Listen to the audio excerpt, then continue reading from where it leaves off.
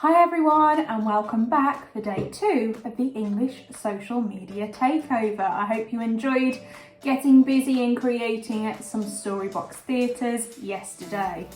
Now today I would like you to create some nonsense poetry. The sillier the better. And I'm going to play a video for you next of a poet from London called Joseph Coelho, who explains nonsense poetry beautifully. I hope you enjoy. When I was growing up, I thought poetry was very serious. It took me a long time to realise that it can be fun and that anyone can do it. At its heart, poetry is about having fun with words and the sounds that they make. One of my favourite poetic devices is onomatopoeia. It's a long word, but simply means words that are also sounds. Words like moo, quack, roar, drip, drop, splash. By stringing sound words together, it is possible to create a poem. The cow goes moo and the duck goes quack, roar goes the lion and drip goes the tap. Drop goes the penny as it splashes into the well. Plop goes the elephant dung, and bad is the smell.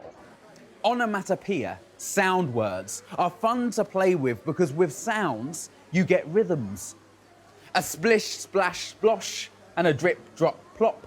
A rustle, bustle, tussle, and a slip, slap, slop. Listening to the sounds around us can inspire poems. Poems that are just fun to say. They don't have to have a deep meaning. In fact, poems don't have to have any meaning at all. They can be utter nonsense. One way to create great nonsense poems is to first write some sentences about doing something very ordinary, like brushing your teeth. I pick up my toothbrush, run my toothbrush under the tap, squirt some toothpaste onto it. I put the toothbrush in my mouth, then run the toothbrush over each tooth and my tongue, going back and forth until it froths up. Then just swap some of the words with random words. I'm going to swap toothbrush with hippopotamus, and run with skedaddle, and mouth with tuna fish, and tongue with peanut butter. Now the poem sounds like this. I pick up my hippopotamus, skedaddle my hippopotamus under the tap, squirt some hippo paste onto it. I put the hippopotamus into my tuna fish, then run the hippopotamus over each hippo and my peanut butter, going back and forth until it froths up. There are nonsense poems waiting to be created from everyday descriptions of a journey on a bus, or a trip to the shops, a visit to the bathroom, or a trip to the zoo. It's just a matter of playing with words, swapping everyday words for words you find funny or words you like the sound of. It doesn't matter what they mean. You can even make up words like bloomlurgy, tangle flority, ki ya ya ya, lakal wang doolala. When I realised you could make up words when writing poems, it didn't take long to realise that I could make up characters and situations.